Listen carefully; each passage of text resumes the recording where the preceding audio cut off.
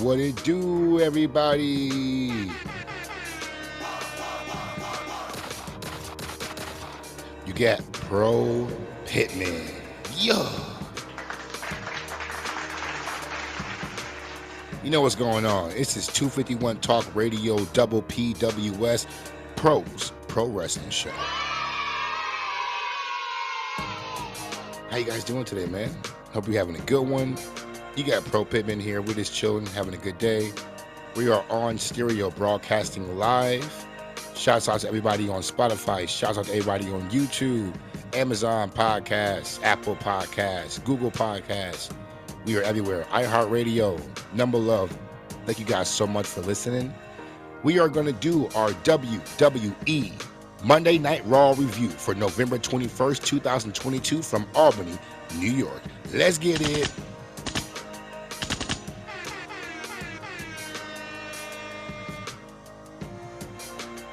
Hope you guys are having a good one. This show was, it was okay. It wasn't nothing really special in my eyes. We got the Survivor Series War Games storylines leading into each other with the Brawling Brutes versus the Bloodline. The Brawling Brutes plus Drew McIntyre and Kevin Owens, that is. You have Bianca Belair's team with Asuka and Mia, or Meechin, as they are calling her now, Mia Yim, as well as Alexa Bliss and the secret fifth member.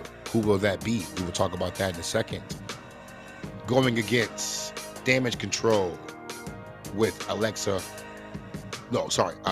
Nikki Cross, excuse me, guys, and Rhea Ripley.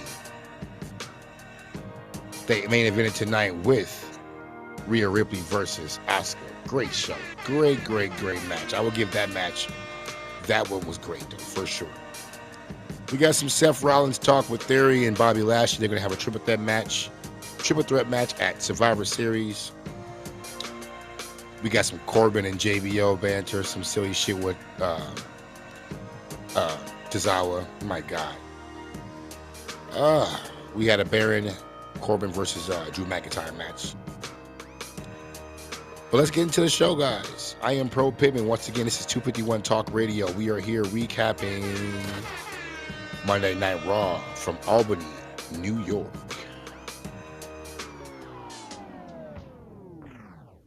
How y'all doing out there? Is it cold where you are? Hopefully you're not nowhere near Buffalo. Sheesh, 6.5 inches of snow. I'm from the Midwest, southern Wisconsin, northern Illinois, so we're used to getting our own, but woo. Much love to everybody in New York who's dealing with that. Hope you guys are staying warm and staying safe out there in the tundra. Raw started right away. First thing I realized, oh my God, Kevin Patrick sucks. God, he just does not have what it takes to intro a show. Like Michael Cole used to bring it in, you know what I'm saying? Like it's Monday Night Raw, make you feel like it. Kevin, whatever he's trying, it's not enough. You need a little growl in your voice. I know coming from me that sounds silly, but you do, bro. But whatever the case, that was Corey could be doing, the intro. But we get Kevin Patrick and Corey Graves. KO comes out right away. They recap what happened this past Friday when he showed up to join the Brawling Brutes and Drew McIntyre to be revealed as the mysterious fifth member of their Survivor Series War Games team. Kevin Owens says he didn't join the deal with Sami Zayn. He dealt with Sami before. He came for Roman. That's what he's here for. Says it's been almost 2 years since they faced each other. And he's coming this Saturday to remind Roman who the hell he is. Okay, Kevin. Shouts out. KO has always been great in the ring. Great speaker. Great on everything he does. He deserves to be in the top spot. It's been years since he's had that championship. And even then, they gave it to him, right? It was some storyline where, they handed it to him. Triple H did. The Universal title, that is. So I would love to see Kevin slowly, ascend back to where he's supposed to be in the main event picture. He says he wants that belt. He said he came for it. But he also didn't come alone. And out comes the Brawling Brutes, Sheamus, Rich Holland, and Butch.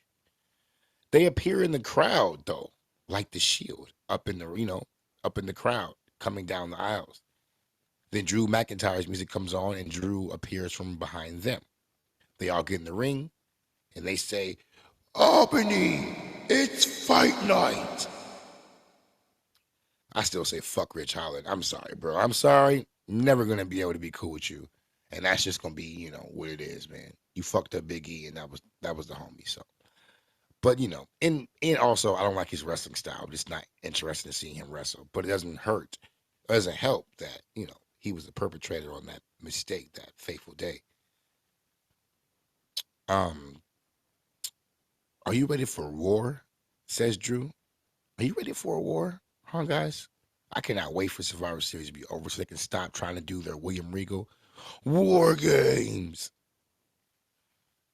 Right after he says that, though, we get the Judgment Day music. Rhea comes out and says, "It's not about y'all. Fuck y'all. It's about what I'm going to do in the women's match this Saturday. This is Raw. We run this. Take that shit back over there. Y'all go deal with the bloodline. When you come over here, you got to acknowledge us. You feel me?" Dominic gets the mic and says, "Go back to SmackDown and tell my deadbeat dad I say hello." Yo, Dom, you tripping, you tweaking. Hold on, bro. Calm down. Finn says AJ has been stealing from him for years and is toying to collect. He hopes the bloodline smashes these guys, he says. Sheamus gets the mic and he says, "What's good, Finn? My fellow Irish brother." He said, they only live 10 miles away from each other in Ireland, He doesn't like Finn. He's the type of Irish dude he don't like here in America. Tells him, "Let's do us versus you right now. Fuck it. Let's go. Phone him grave." They get in the ring and go crazy. Everybody start brawling. It is wild. We go to a break. We come back. We have a 6-man match between the Brawling Brutes and Judgment Day. KO's on commentary. Rhea Ripley's on the outside, along with Drew McIntyre's out there as well. On commentary, KO says that he goes where he's needed. That's what he says. As Damian and Sheamus look really good together in the ring. Two big guys doing great work together in the ring. They flow together really well. I think Kevin says, you said he was like Sam was like a best friend. He goes, "I actually say he was like a brother if you would listen." I love Kevin Owens' banter with the commentary team. He's great. He said, but he's turned on his brother before when he gets in his way. So, Sam better watch out. He here for Roman. We get Dom tagged in. They ask him, Kevin Owens, "Are you sleeping easy knowing you don't have to deal with Rhea Ripley at War Games?" Kevin says, "Absolutely." Everyone's scared of Rhea Ripley. She's the boss. She was looking badass today, too. God damn, Rhea's a badass, for sure.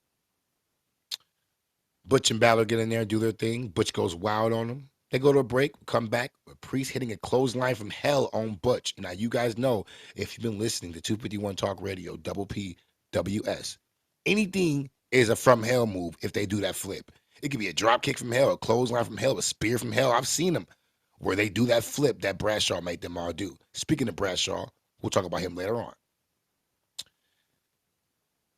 Can't go wrong with those clothesline, spears, kicks, whatever from hells. Shouts out to the seller of those moves who can make that flip look flawless. They tag in Finn. Butch does those great finger break thing he does on him. I love it. Dominic and Sheamus get in, and Dom runs to the stage, right? He runs up. Oh, no, because Shame comes in. Like, I'm not going to deal with Sheamus, so he runs out the ring and runs up the stage. When the OC's music hits, right before he gets to the entrance, and he turns around when they all walk out, basically, including Meacham. He gets 20 beats to the Baldwin, 20 of them. By the time he got to the 15, he was broken down, and Shane was still, You know what I'm saying? Out of nowhere, Gallows clears Damian Priest with a high kick, like a super high kick. Gallows pretty tall. But this is after we get a bro kick from hell. 1, 2, 3. After that, Gallows clears Priest with a high kick. KO spins Finn around and stuns him. Drew hops on commentary real quick, talks some shit, that hops out because he says he has to pose. That is the end of our beginning segment of Monday Night Raw. We get a recap video with Austin Theory in the back, basically showing everything that he said on his recap promo he did a couple weeks ago. They're showing it all with video now to give us video proof of what he was saying was true indeed. Each time he tried to cash it in, the odds were against him. Some went, awry. He couldn't do it. So he said the best thing for him to do was to go after a dipping champion, Seth freaking Rollins. Let's see. Now, Austin Theory, I'm interested in seeing where this goes with him. If they find some way just to redo him, show him in a different light and put a spotlight on his abilities, because he's very, very good in the ring. He looks great too. So we'll see where this goes. Austin is talking, and it's a good video. Excuse me. We get an announcement for the triple threat match for the U.S. title: Austin Theory versus Bobby Lashley versus the defending champion Seth freaking Rollins. And then the commentary team, Corey Graves, is speaking to Seth Rollins via satellite with the worst green screen background ever. Who picked that? It was probably Seth. This shit looked horrible, but whatever the case, he was doing his interview. He says that he asked for this match. What you talking about? I wanted this match. He says you can't prepare for Bobby, and that Austin is the stupidest person in the world. He's so stupid. Not dumb for, trying to cash in. Dumb for trying to attack Seth last week. He's tweaking on folks' grave. He says, ask Cody what happens when someone tries to make a name off of me. The real question is, what are they going to do to prepare for him? All right, Seth. Confident as always. I love it. Then Theory, basically, they show him backstage watching this via satellite promo, and they go over to him where he says no one understands him.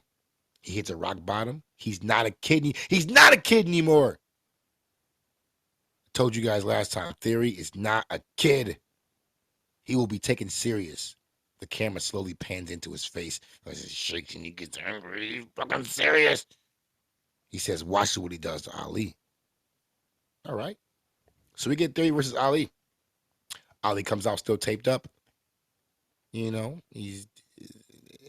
says A-Town down in the camera. Listen, A-Town down is never going to get over. That phrase sounds lame coming out of his mouth. It's not even something that people from Atlanta just say like that. They don't just go around going A-Town down. A-Town. It just doesn't work. I don't know whose idea that was. I know it wasn't Theory. It's because if he's really from the A, he know that's not. It's a lot more slang you can pick up than saying A-Town down. But whatever the case, it's a lame catchphrase, and I wish he would stop doing it. No one's ever going to chant or scream it. They have a good back and forth, though. We get a sunset powerbomb to a 450 from Ali. 2 count. I won't go through the whole match. Basically, they had a great match. They're good together. Theory looks good. He wins with the A-Town down. Then Bobby pops up on the screen. Says he's coming to the ring. He comes down to the ring and immediately stumbles over his words. Oh, God, Bobby, you just cannot talk. MVP needs to be speaking for the almighty Bobby Lashley. Says he couldn't get the job done. Then Theory says, well, you couldn't get the job done with Brock Lesnar. Phone him. Bobby tells him you're not gonna walk out of Survivor Series. I don't think you're gonna walk out of here tonight. That's how he said it. And then they start fighting in the ring. They end up on the outside. They end up in around the ring outside. They eventually end up back up the ramp in Gorilla, and they're fighting in Gorilla. And then Ali just happens to be there. He starts fighting too. He starts fighting. Theory gets away. Ali gets yoked up by Bobby Lashley and take it back outside and get his ass whooped in front of everybody. And then Bobby poses. That's that.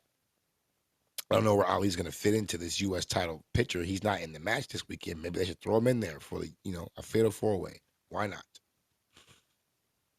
We get Corbin and John Bradshaw Layfield, JBL, the Hall of Famer, in the back playing poker. Drew pops in. They start talking a little bit of shit. JBL talks shit about him, asking him how come Scotland didn't make it in the World Cup. JBL's a big sportsman. Drew tells Corbin, we got a lot to settle, bro. Come out to the ring. Deal with me. Baron says, we can settle it right here, right now. Drew says, I respect my elders, but not you. It then smacks the shit out of him, stole his ass. I'm like, yo! Folks' grave. Stole him. Cheap shot, says JBL. Cheap shot. We get a War Games promo. Shows all the members of the Brutes team behind the cage screaming some lines that were written down. Or maybe they were written for them. I don't know. But they're behind the cage. Great quality, but it looked too good to be like real. You know what I'm saying? Like it's just too polished for them to be saying honest and real things. They give the War Games rules. They run down all the matches, and in the background you hear War Pigs, the official Survivor Series songs by Black Sabbath. Oh Lord, yeah. It sounds so good. It's in the background with those amazing riffs by Tony Iommi from the album Paranoid. So we get Baron versus Drew. As he's coming down, Drew McIntyre, they put over the fact that he kicked out at the end of days and was the only one to do so. But they didn't put it over when it was going to happen. They didn't build it up. It just happened. Then they had to,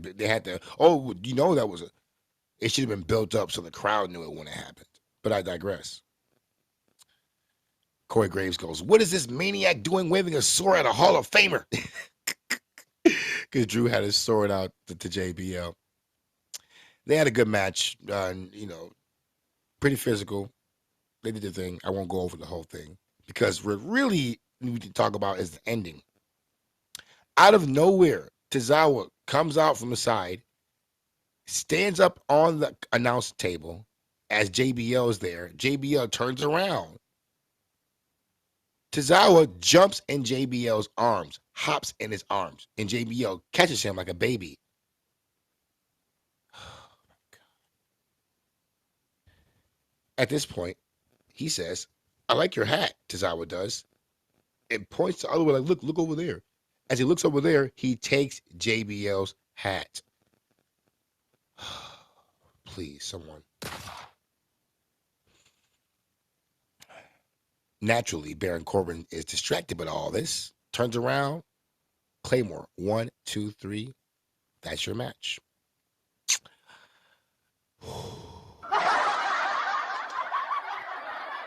Who's writing this shit? Is Bruce Pritchard still in charge back there in any capacity? What's going on? We get a segment with the OC backstage. They say it's a shame, AJ does, that me and Finn were close. This is my family. This thing has to come to an end. OC is his family, he said. He ain't worrying about Finn no more. They got to shut this down. He's going to give him a beating he deserves. And the beating is going to be phenomenal. Finn pops in, tells him you're going to be dancing with the devil.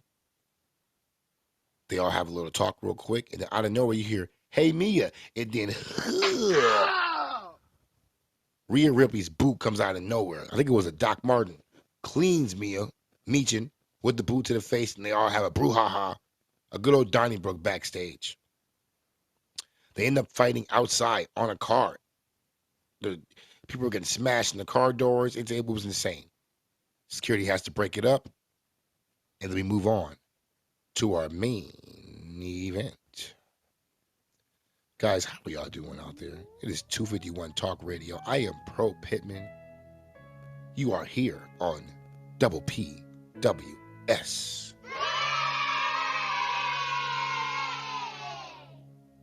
We are going through our WWE Monday Night Raw recap and review show. You know what the fuck going on. As you do know, if you heard my Raw recap from last week, I will tell you, and I will be completely honest about it and fine with it, that I watched Raw on Hulu the next day, the hour-and-a-half condensed version, because I don't want to watch a whole 3 hours of Raw. All the random bullshit and 24/7 shit that was going on for so long was just, I just couldn't do 3 hours every week for this shit. Thankfully, if you're watching on Hulu the next day, WWE chops and cuts and gives you an hour-and-a-half version with all the important pieces and storylines that you need to know about. So if I didn't mention any random B-card, random shit, it's because I don't see it. If WWE doesn't want to show me it, if they think that I don't need to see it, then I ain't gonna watch it. Otherwise, give me the whole 3 hour version on Hulu. Folks grave. And even if I buy and get my Hulu Live back and get my $50 Hulu and get the, DVR, I still wouldn't want to go through 3 hours of Monday Night Raw. Maybe SmackDown, but not Monday Night Raw. So if you were wondering, hey, he's missing things. He's missing backstage segments already. Yep, because I'm only watching what WWE tells me is worth watching in the condensed 90-minute broadcast. You feel me? So we are at our main event segment for the evening for Monday Night Raw from Albany, New York. Once again, this is Pro Pittman on 251 Talk Radio. Follow us on Spotify. Follow us on YouTube at the Pro Pittman page. Make sure you subscribe here to us on stereo and become a super fan to give the option of leaving messages live while we are here broadcasting this show. If you are hearing this on any other platform, make sure you also follow me on stereo because it may be a show you might want to be here for live to insert your input, which but it will end up on the live broadcast on Spotify. So make sure you stay tuned and you subscribe to me here on stereo. So guys, we are here at the main event segment of the evening, which was Asuka against Rhea Ripley for the advantage of the War Games. The advantage being whoever wins this match, their team gets the first person out, which means that they would never be outnumbered. They will always have the upper hand as far as when the intervals of people coming out occurs. Asuka comes out to Bianca Belair's music, which is kind of weird, because it was Bianca's music. I guess she was going to promo, but it was Asuka's match. So they come out swinging hair. And as Alexa comes out, Asuka almost hits her with her hair. You can see, let's go, hold on, and Matrix that shit. False grave. Bianca says, don't sweat. Michin will be ready. I know she's got into a brawl back then. She's got that hook kicked out of her, but she's good. Don't worry. Because she says, while Bayley's team is busy playing games, we ready for war. Peace, Queen. Oh, shit. She said, just wait till you see who our fifth member is. So, guys, let's talk about this. Who do you think will be the fifth member of the Women's Survivor Series team for War Games on Bianca Belair's side? We already have Alexa Bliss, Asuka, Bianca, and Michin, Mia Yim. She says they will tell us who the fifth member will be on Friday Night SmackDown. Some are saying Sasha Banks. Some are saying Becky Lynch. Some are saying the returning Charlotte, who has been on a long-ass honeymoon. Folks, great. Who knows? Personally, I don't think it could be Sasha. I mean, wouldn't they want to bring Sasha and Naomi back at the same time for the women's tag team division? I mean, I guess if they would have to both be on the team. So there could be a section during the War Games match where they face off against Damage Control to let them know, hey, we're here for those belts. If it was just Sasha, I don't know. What about Naomi, right? As far as Becky's on Monday Night Raw, so she would have came out right then and there. She wouldn't have, you wouldn't have to wait till Friday to get Becky. And Charlotte, I mean, I guess, but Charlotte's mostly a heel, right? And she never really works when she's a face. It just doesn't work out that well. Charlotte and Alexa on the same team, I don't know. They don't fuck with each other, as far as kayfabe. So it could be one of the three. We will talk about that on our SmackDown review that will come out this weekend here on 251 Talk Radio. Back to the match. So Bayley and Damage Control come out with Rhea Ripley. Bayley says, nobody respects you, Bianca. Nobody even, nobody wants to be your teammate. Nobody like you here. She's talking that shit. The ref comes in and they go to a break. The match starts. Again, I won't go over the entire match move for move. This was a good 15-minute match. And I was surprised at how long it went, how many spots there were, how many great moves they are. One thing I took away is how great Asuka is. She's one of the best strikers in the game, one of the best women's wrestlers that is wrestling right now, no matter the company. She's so great at selling. It's such a great match. Go out of your way to watch Asuka and Rhea Ripley. And shouts out Rhea, too. She was looking fantastic in this match. Something about her. She just has it. Her personality, the way they're presenting her right now, Rhea Ripley is gold. Black gold. You feel me? You know, they have a leg catch German suplex that Asuka does on Rhea, which looks great, especially because of how big Rhea is. You know, the match ends with an awesome reverse, you know, in a duck combo. Because, you know, Asuka's doing that little combo she does. And she eventually ducks that, reverses to a riptide. 1, 2, 3. As the match ends, chaos ensues. The tag klaxon was hit, like my brother Simon would say, and everyone came out, as they would do on the, you know, the go-home show for Raw, for Survivor Series War Games. Everyone comes out. As Corey Graves reminds us, it's going to be war this weekend. There'll be no rules. There'll be 2 rings. They'll be surrounded by a cage. Make sure you're there. Meeting pops up. Goes crazy. Asuka jumps on everyone, and the show goes off the air with the women laid out on the ground. And that was your episode of Monday Night Raw, as I see it, from November 21st, 2022, from Albany, New York, on the USA Network. I am Pro Pittman. This is 251 Talk Radio. Yeah. Wasn't the worst show, because that main event saved it. That was a great main event. I got to give it to them. I mean, the girls did their thing. I'm so happy at, you know, how long they got and how great the match looks all together. I mean, come on. I mean, that was a great match. And I'm still waiting for this Bianca Belair Rhea Ripley feud. That needs to be the WrestleMania feud. Rhea Ripley needs to take that belt from Bianca at WrestleMania. For sure, she needs to be champion right now and have a long run, like the brother MJF, hopefully he has. But we'll talk about that on our AEW Dynamite review, which you will hear this Thursday. At the same time, Thursday is Thanksgiving, so my house will be full, and maybe I'll wait and record it that night, or maybe Friday morning or something like that. But you will get it immediately, you know. I am Pro Pittman. This is 251 Talk Radio. Thank you guys so much for always being here. Make sure you follow us on Spotify, on YouTube, Apple Podcasts, iHeartRadio, Amazon Podcasts, Google Podcasts, wherever you like to hear your content. 251 Talk Radio will be there for you. You feel me?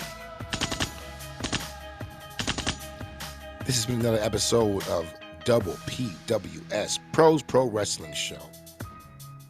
Make sure you follow us here on Stereo to be a part of the conversation. We always start these shows and end these shows with a peace. Peace.